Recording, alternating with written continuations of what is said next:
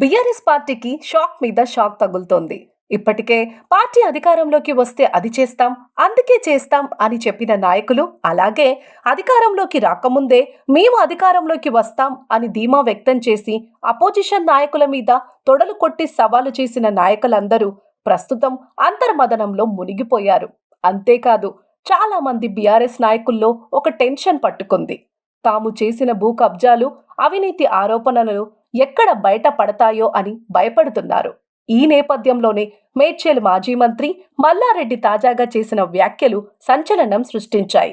ఆయన అసెంబ్లీలో కాంగ్రెస్కి తక్కువ సీట్లు వస్తే ఖచ్చితంగా మద్దతిస్తాం అని చెప్పడం అందరిలో అనుమానాలు మొదలయ్యాయి.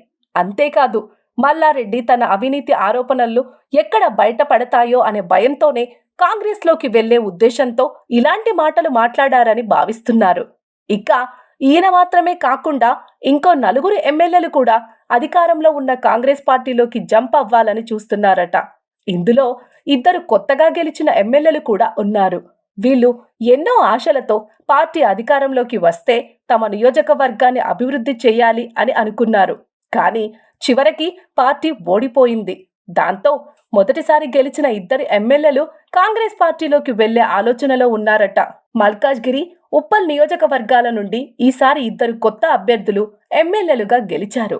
మల్కాజ్గిరి ఎమ్మెల్యే మరి రాజశేఖర్ రెడ్డి, ఉప్పల్ ఎమ్మెల్యే బండారి లక్ష్మారెడ్డి కాంగ్రెస్లోకి వెళ్లే ఆలోచనలో ఉన్నట్టు తెలుస్తోంది. ఇక వీళ్లే కాకుండా Medchal MLA Mallareddy, Kukatpally MLA Madhavaram Krishnarao, Qutbullapur MLA KP వివేకానందలు కూడా పార్టీ మారే ఆలోచనలో ఉన్నట్టు తెలుస్తోంది. ఇక ఈ ఐదుగురిలో ఒక్కరు పార్టీ నుండి జంప్ అయినా మిగతా నలుగురు కూడా వెళ్లాలని చూస్తున్నారట.